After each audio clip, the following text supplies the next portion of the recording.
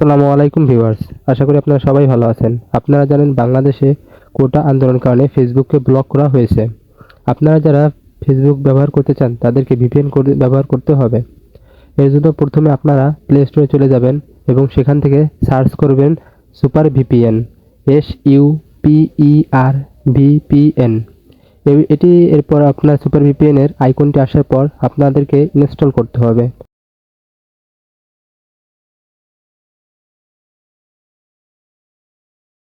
Install করার পরে open করতে হবে। ওপেন করার পর ভিপিএনটিকে চালু করতে হবে এবং আপনাদেরকে লোকেশন বারে গিয়ে সিঙ্গাপুর সিলেক্ট করতে হবে। সিঙ্গাপুর সিলেক্ট করার পর আপনাদেরকে কানেক্ট বাটন সিলেক্ট করতে হবে।